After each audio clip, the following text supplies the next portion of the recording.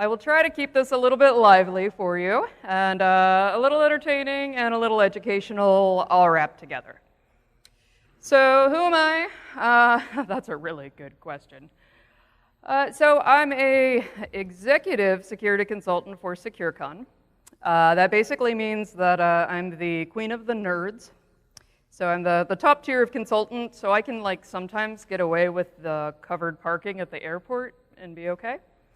Other times, not so much. So just depends on who's in what kind of mood that day. But I've been around the industry for going on 16 years now. Technically, I'm a double E by degree, and found myself in this strange cyber world. So because I'm a glutton for punishment, I co-authored a book on how to create an awareness training program, something that nobody wants to do. So that doesn't mean that it still doesn't need to be done.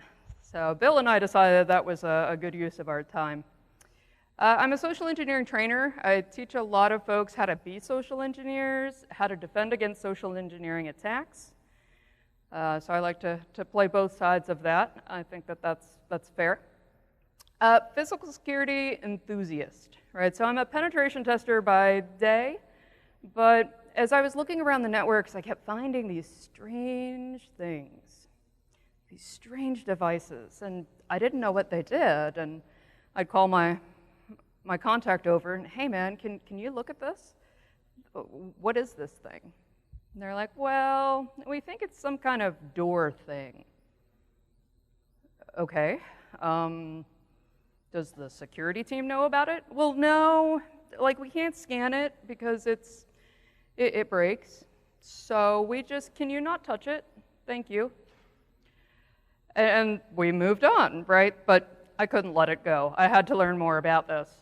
So as I started to find more of these devices, I started looking for documentation and resources to give my clients on how to lock this down. Or, hey, this is bad. I should not be able to see this. But I couldn't really find a lot, so I started making my own. So that's why I tag myself as the enthusiast. I did not grow up in the physical security world. I did not grow up in ICS, although I spend a lot of time in power plants. I have about 6 different color hard hats, including a bright pink one. But I also do a lot on the corporate side as well. So I have a very wide set of wardrobe, I guess you could say. But the good thing about that is that I've seen a lot of things. Oops, sorry for whoever I keep blinding with the laser pointer.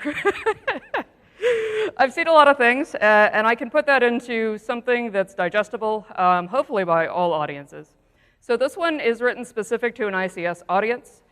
If there are physical security managers here, sorry if you're going to be a little bored, but we've got to go through the basics for the folks who don't live this every day. We're going to talk a little bit about why this topic is essential to ICS and SCADA. Now, I know that you all have networks to keep up, we've got power to produce, we've got water that we need to fill resources with. We have all of our operations things that have to be done. I get that. You guys have a lot of stuff to do.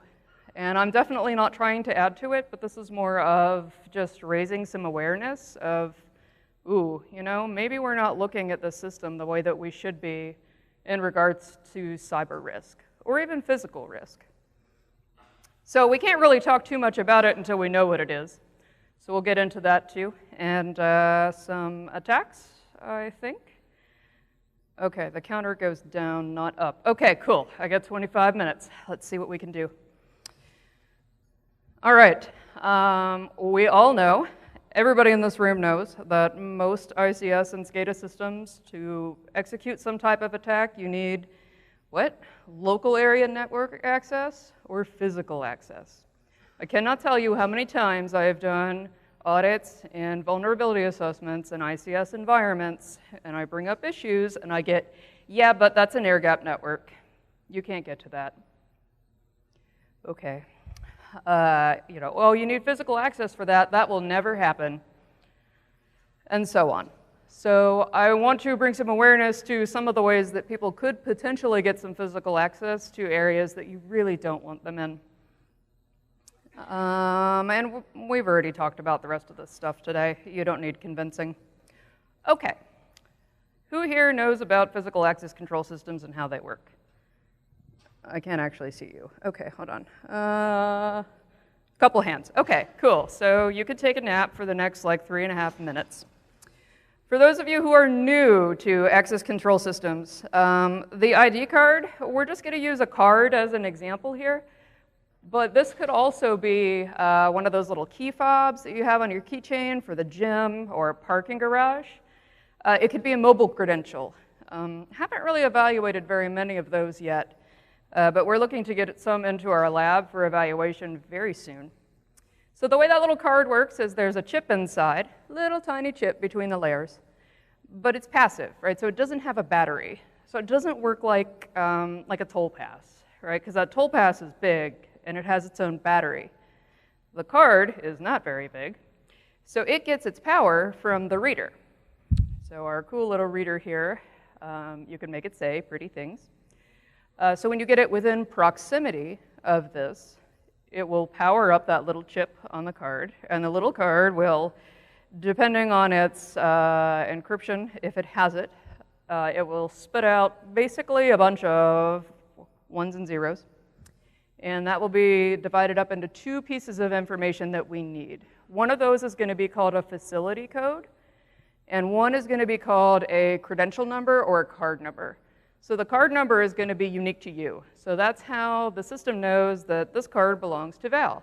And then it assigns the access levels that I'm supposed to have, as opposed to somebody else. Now, these little card readers are actually wired with, I've always called it, they call it alpha wire most of the time. It's not quite an RS-232, but there are about 6 or 8 little tiny wires in there. And those literally are wired into this little guy here called a control panel or an access panel. Some vendors call them net controllers, but they're all the same thing. They're a very basic single board little computer, usually really small, like a little bit bigger than the Raspberry Pi, give or take. And this guy has a local cache of the access list for the 4 or 8 access control points that he polices, right? He will grant or deny based on the list that's been pushed to him from the server. If we notice here, we've got our copper wire here and our copper wire that goes to the piece that will actually unlock the door. So that could be an electric strike, it could be a variety of locking mechanisms.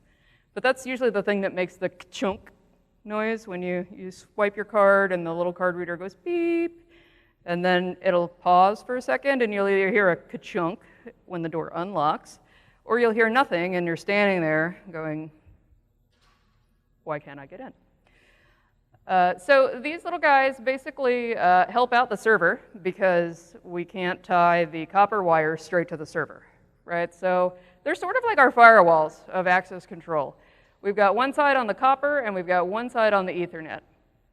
And this is going to be a problem for a lot of folks later on. The other problem with this is that not one overarching organization owns all of this stuff. So typically, physical security will own the credential or the card management, and that's where you go and get your picture taken and they print out a card with your picture on it. And they have boxes of cards, right? They're responsible for keeping track of those and ordering new stock. All of the stuff that's in the blue, anything that's the copper, that usually belongs to a PACS vendor or an integrator. So if you have an HID Global system, HID Global doesn't come out and install that system for you. It's usually somebody like a Siemens or somebody who does local access control. Like they don't sell directly to end users. So there are other rules and roadblocks, we'll call them, associated with working with that integrator and trying to get some of the vulnerabilities that are out there right now fixed. So then we've got our little Ethernet connection there, and I did my best to highlight him. He is usually owned by a corporate network, right? And then our server usually just lives in the server farm. Or if you're in a smaller organization, like under somebody's desk, or sometimes it's in the closet, right? It's just like there and forgotten, because like once it's configured, it's like a lot of things. Don't touch it, it stays in the closet, leave it alone. So nowhere in here do we see anything about cybersecurity or IT security. And once the integrator rolls in and gets this system installed, all they care about is that everything is talking and the doors unlock, right? So there's no like cleanup checklist yet for each vendor of, hey, before you leave, take out all the default passwords for the controllers, or disable the website, the little web server that lives on those controllers before you go. All that's usually left wide open because the integrator is in it to make money, and they only make money when they finish the install, not when they secure it. So the industry is way behind. I'd say they're at least 15 years behind regular mainstream IT. So a lot of the growing pains that ICS SCADA have experienced, the physical security community is about to experience them as well. Their large conferences are usually ISC East and West, or ASIS, some people call it as-is. If you walk the trade show floor there, the big sexy thing, the new technology, are IP cameras. That's what they're talking about in physical security. They have literally discovered the local network, not even the internet, the local network on the trade show floor of these vendor booths. So, and you've got a few that are kind of pushing it to an edge controller, or they're putting it all out there on the internet so that a third party can manage it for you. And that brings along its own complications. So we're gonna go through fairly quickly some of the little pieces that we talked about and how we can attack the different surfaces. Now, most of you have probably heard a little bit at this point about access card cloning. That is possible to a certain extent on several different types of credential or several different kinds of cards. We're not going to focus on it, but I did at least want to lay out the basic groundwork here so that you know the difference between some of these. The low-frequency cards are cheap. They're usually just called plain proximity. These are the ones that you'll see in parking garages and gyms and like lower multi-tenant buildings. So like my kids, the pediatric dentist that my kids go to, they're in a multi-tenant building and they have those little key fobs. Low cost, it doesn't require a lot on the integrator side to be able to install these things. So these systems are pretty much installed by someone local who can just roll it out in a couple of days. Your high frequency cards, a little bit different, right? So 125 kilohertz for those of you who are electronic nerds, that's not very fast. That waveform is very slow. 13.5 megahertz, on the other hand, that's a lot faster. So we can send a lot of data in not a lot of time. And that's where things start to get a little complicated. Some of the hotel room keys, the contactless keys that they're pushing out now, a lot of these are in this middle area here. They're high frequency. They've got some basic encryption on them, but they're really not good encryption. They're pretty clonable most of the time. Although, I gotta be honest, I don't have time to clone other people's hotel room keys, so you don't have to worry about coming to talk to me. I didn't bring any of my equipment today. Nobody likes to talk to me if I have my stuff, or they all stand like really far back.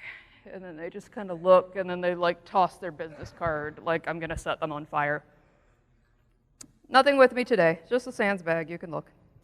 And our last one here are the multi-frequency cards, and these are where we start to get really confused.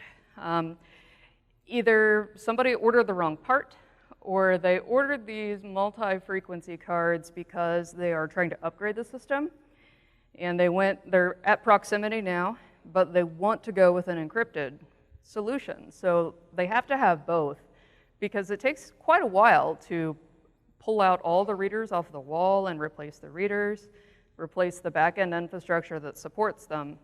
Especially if you've got multiple buildings and a large campus, you can't really just push this overnight like a Windows patch. It's gonna take a while.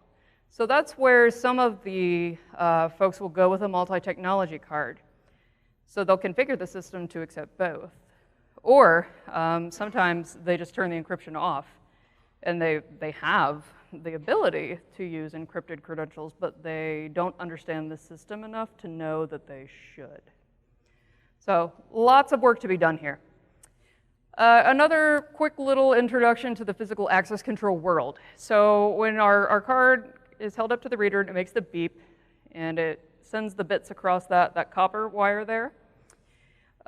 Remember, we're looking for those two pieces of information, right? Facility code and our card number. So what it sends is a whole bunch of this, and what the controller reads is this, and picks out its numbers that it needs. Now, as a security person, I will look at this and say, you know, security by obscurity, that's pretty cool. I mean, at least they were thinking about it, but it's actually not for security at all. It was designed by the vendors to lock their clients into only being able to purchase credentials from them. So it's a custom format that they sell or license to their clients, their end users, and it gives them a false sense of security because that vendor's not going to sell that to anybody else. That doesn't mean that somebody else can't write that format. That just means that they're not going to sell it to anybody else. So when we come in and do a physical assessment, whether that's a red team or an evaluation of these pieces, that's a really difficult piece for me to try to explain to people who don't live in the cyber and security kind of world. That it's just like a credit card number. Just because the bank doesn't give somebody else your credit card number doesn't mean that somebody with the right equipment can't make a clone of yours. Same thing. It's just like even easier. So one of the tools that we use for this, this was the first one of its kind. There are a lot of variants out there now for getting card or credential numbers. It's called the Tastic RFID Thief. So the folks at Bishop Fox came up with this, I don't know, a couple of years ago now. So basically it weaponizes a reader. It will use a long-range reader that's meant for like a parking garage. It's about a foot square. It'll fit in a backpack or like a big lady purse. Big lady purse is a really great way to conceal that. And well, you know, or a big, what are those, European handbags? They're not Merces, they're European handbags, I think, pretty sure. I'm gonna be looking for them when we're done out here. I'm gonna find somebody with one. So we take the output from the reader and run it through a little Arduino circuit, and it will save all of that data to this little micro SD that we have here, which is great, and this wonderful little file.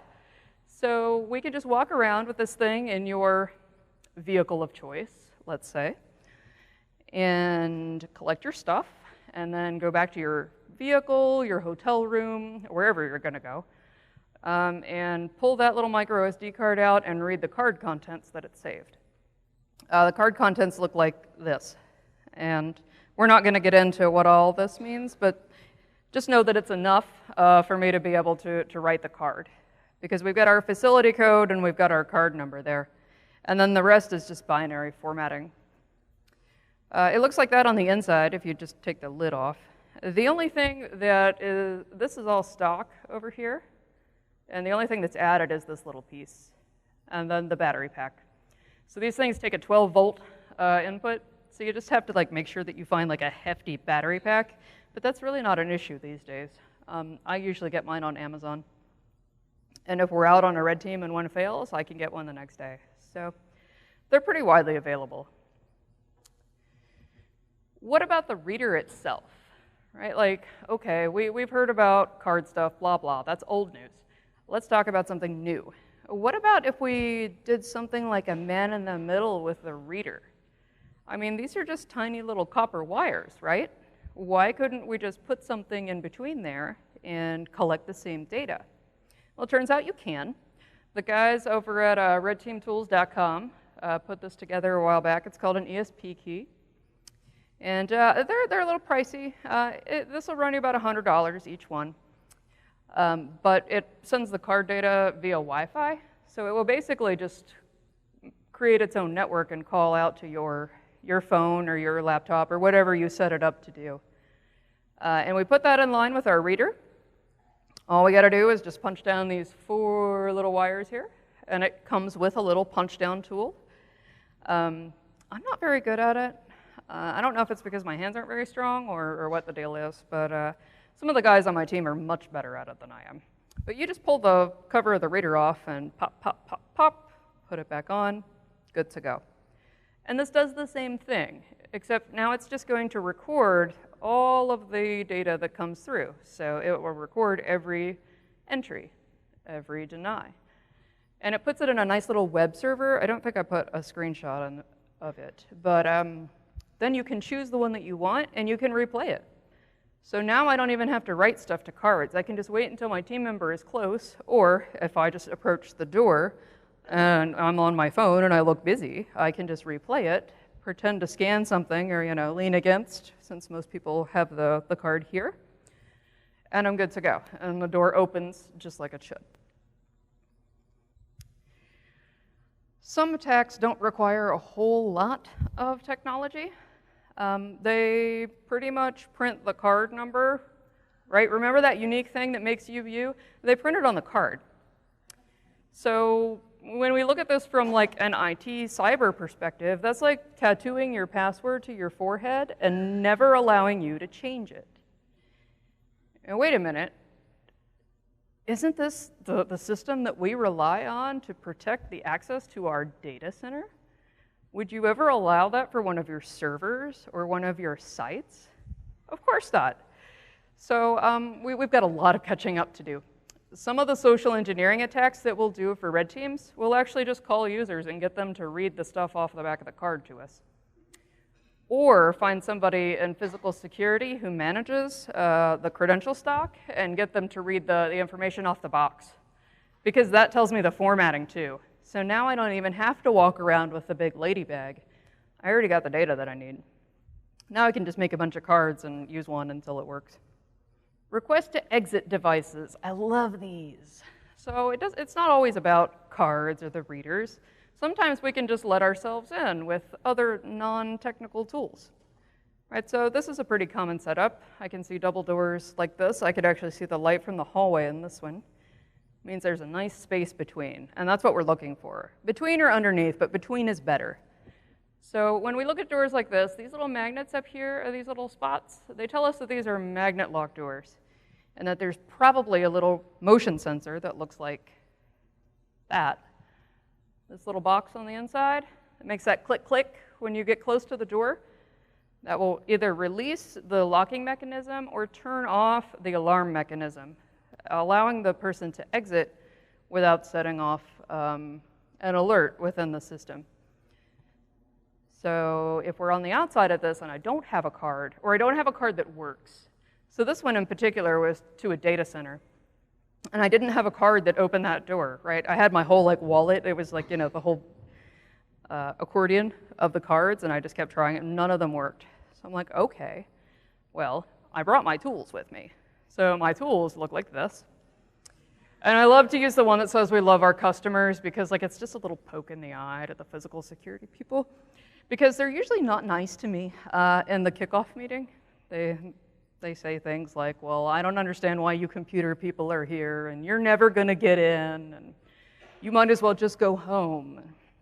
Okay, well, we have to try. So we're going to try, and we're going to find out, we'll see what we see. So we unfold this little guy, and we make it into a nice little flag, and we slide it between that space in the door, and you wave it, and then you hear the click, and most of the time you can just pull that door open. I usually put a video clip in, but I was afraid that it wasn't going to work right because it's failed on me a lot in the past. Another way to get past that, so sometimes you can adjust that beam from that sensor so it's further out so that people like me can't open it with coat hangers. So you just have to get a little bit more creative. So now you need more distance through that little gap in the door. So I like to use the big party balloons. So you just sort of thread it through the space, and you either blow it up or they have one of the hand pumps just, for the kids' parties. So sometimes I'll toss that in my backpack too. So you blow it all the way up until it's just about to burst and you let it go. And the balloon will go like this, and then hopefully you hear the click. But if you're on your 6th or 7th balloon and you haven't heard the click yet, it's not gonna work. You're gonna have to find something else. It's really embarrassing when you're on the other side and you can't get in to gather your balloons back, though. It gets a little awkward. The door controllers, right? Those little simple-minded machines that we had talked about that if you scan them with like a vulnerability scanner, like Nessus doesn't know what it is. So it's like, oh, I know. This is a general purpose device. You're welcome. Thanks. Okay, I had no idea. It might find FTP, it might find SNMP, but if you look at this from the cyber side, most of the time these are going to be informationals and you're going to pass right over them, especially if you've got a lot to do, like if you're only there for a week and you're in a hurry. Doesn't have any criticals, doesn't have any highs. Why would we look at it? I like to look at it, but I'm nosy. The access servers, these are either really hard or really easy to find. They're usually just a standard Windows server. Sometimes if you compromise a controller, you can get that address of it pretty easily, but we can also use regular old DNS. Please stop naming your servers accesscontrolserver.mycompany.com. Or it'll be the vendor name, secure9000.mycompany.com. I understand from an IT perspective why you do this, but from a cybersecurity perspective, we have got to stop that. We've got to come up with a code name for this because that's just, it's bad. If you don't have your own, you can find them on Shodan. If you look for words like secure or, there are a few. If you look at the GSA approved list for access control systems, you'll find a whole bunch of vendor names and models that you can search Shodan for. Please surf responsibly. We're just looking. So what if we get access to that server that we were talking about? Like what can we do with that? We could do a lot of stuff. So the best way to think about the groups, and the reason I underline the groups is because that's very important. Kind of think of these groups, they're very similar to like Active Directory, but like a lot more simple. So we might have two access groups. One might be for just general folks in the office, and then we might have one for, let's say, our operations department for like substations. Okay, so we're definitely not going to put the accounting people in the substations group, and vice versa, right? It sort of works like that. Makes all perfect sense, life is good, until somebody bad gets in there. Somebody like me, but somebody who's not as honest as I am. Right, so let's just say that our attacker compromises an employee workstation. Pretty easy to do. We're not going to get into the details of that. They get access to the software, but they can't make any changes to the groups. But they can see who the admin users are. Or if you've compromised somebody's system, you know who their boss is. So they do a little looking, and they find the admin user, and they attack them somehow. Phishing, ODay of your choice, like the options are endless here. Now we have admin access to that server. Now we can modify those groups. What if I don't like the substations, guys? What if I decide that one day I'm going to call in a bomb threat, and then I'm going to remove everybody from the substations group and lock everybody out of the substations? Ooh, it just got heavy in here. And I think this is where we're heading. Ransomware on workstations, that's easy. That's the script kiddies do that now. But taking over facilities and locking people out of their buildings, that's a whole nother ballgame. And in critical infrastructure, I've seen a lot of these systems and they're very messy. There's a lot of tidying that we need to do. So don't think that you're immune. If you're a government agency, also don't think that you're immune, because I've come into some that are worse off than my small companies that we go and visit. This will be probably one of the next few big things, I think, on the cyber landscape. Ransomware for laptops and servers. Yeah, okay, it still gets a lot of attention, but this is where the good stuff's going to be. How much money would you pay to get the airport reopened? Probably a lot. And it took me forever to make that graphic. I hope you all appreciate it. I'm not a very good Adobe Illustrator user. Oh, I'm out of time. Okay, Super quick camera access is, good for attackers, bad for you. Once we have physical access, we can do all kinds of bad things, right? We put in some Wi-Fi pineapples, or we install some backdoor devices that give us a connection out over the cellular network. We don't even have to use your network to get out. Then it's hard to find us because we're not at the exit points and we're not at the entry points of the network. You slap a property of Siemens sticker, do not remove on something, you make it look legit, you put it on the back of a rack or like the back of somebody's desk who never moves. It's going to be hard to find. We target the human a lot of ways to get access to those workstations. 511 is great. People who worked armed security at blah blah substation really like discounts on 511 stuff. I'm just saying. Lots of good things to prevent these. Tidying up that system, first of all. Second of all, protecting that credential. If you're not using RFID blocking card technology, these little holders, you should definitely look into them. ID Stronghold is so far the best that we have found. I do not get commission. They just make a good product. And they make one that's good for the flight line, or in an environment where you can't have a lanyard, they've got an armband as well. Caution areas, we kind of already talked about all of these. I don't think there are any surprises on here. Third-party monitored networks, that's where you don't pay your own physical security to do it. That's where somebody else does it for you. Make sure that they're coming through a VPN. They should not be hitting that camera or that access control server on the internet, right? That's how we find them on Shodan, because it's open so that their vendor can get to it. Not good. We don't allow that on the ICS side. Why would we allow it on the system that controls the access to the ICS side? Not good at all. So I'm going to shut up because I'm over my time slot. But we do, at SecureCon, have a free PAC security checklist to get you all started and kind of start that conversation with your management. We are putting the finishing touches on a formal program to kind of grow and graduate security within PACs. Courtney and I will be, there's Courtney, out in the atrium after Don's talk. So if you're interested, please stop by and talk to us. We will not spam you. If you want more, you can check the little box that says, please give me more physical security things only, thank you. And we'll be sure to get you what you need. Thanks, everybody. Thank you. Thank you. Appreciate it. Thank you, sir.